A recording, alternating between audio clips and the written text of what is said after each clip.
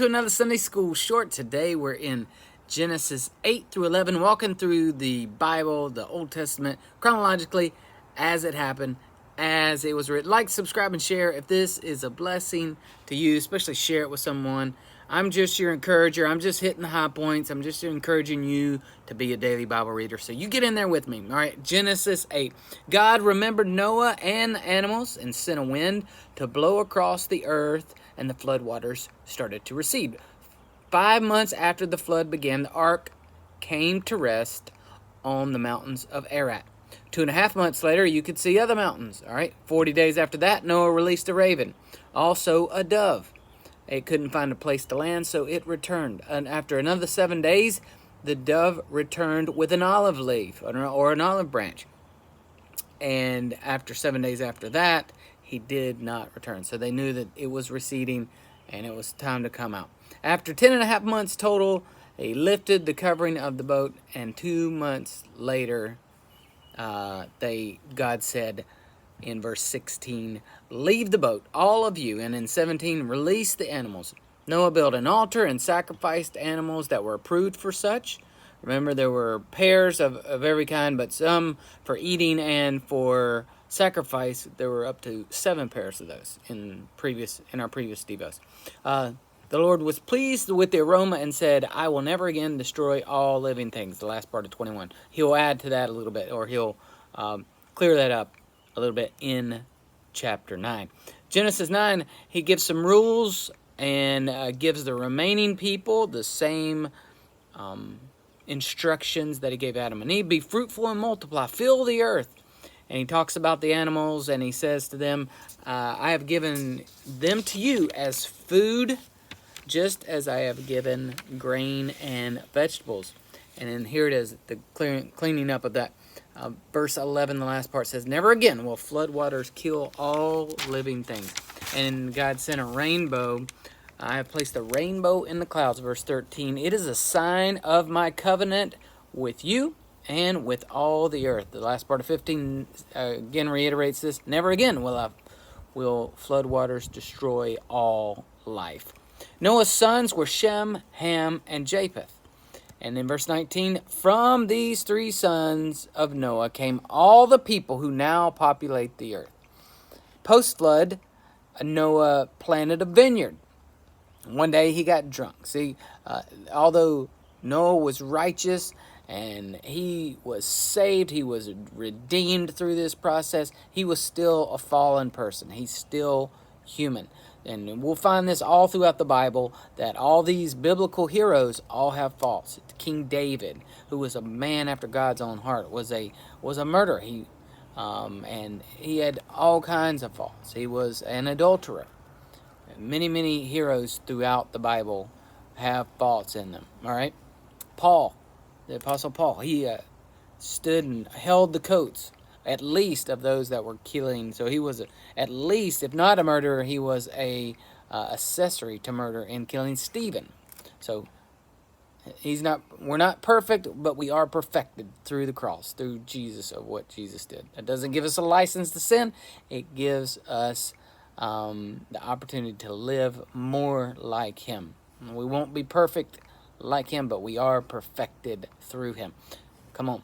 All right, day one. One day he got drunk, laying outside his tent. Ham saw him, one of his sons, and told his brothers, Shem and Japheth, Shem and Japheth actually did something about it. They took a robe, they backed into the tent, and they covered their father without seeing him. It says, Noah woke and learned what Ham had done. See, Ham had kind of mocked Noah by saying, "Hey, look at Dad over here.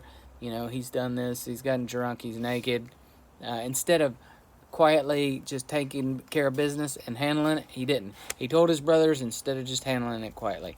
Then Noah came and cursed Canaan, which was the son of Ham. He said, "May he be the lowest of servants to his relatives." And they became the nation known as the Canaanites, which God knew would be wicked. Then Noah blessed Shem and Japheth and their lives. It goes on to say Noah lived 350 years after the flood. He died at the age of 950 years of age.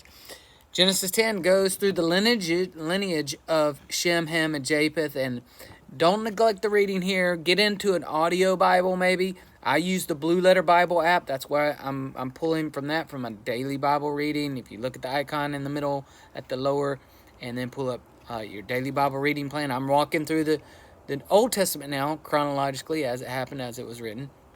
But you can also use the Holy Bible app on your phone. It'll read to you through some of this lineage so that you don't get tripped up on a lot of the pronunciation and it gets you bogged down and frustrated.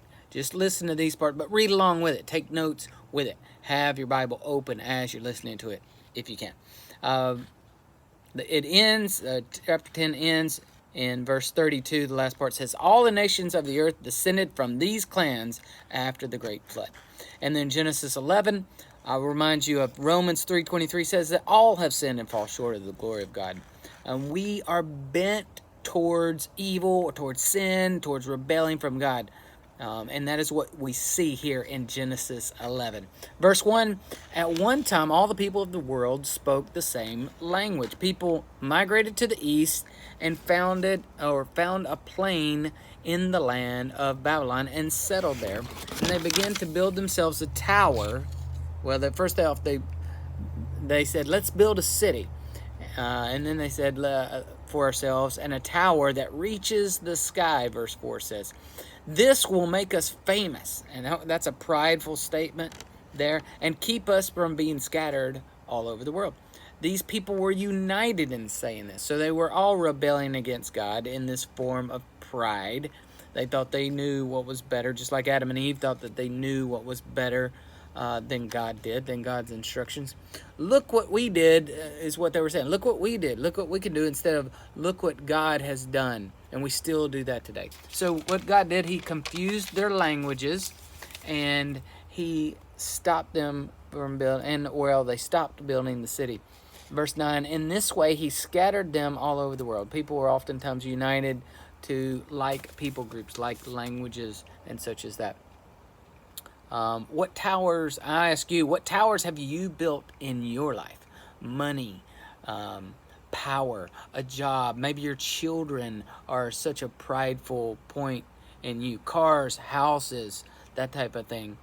What are you hanging on to, that pride event that's you're putting maybe before God, before the things of God, before humility, before serving others?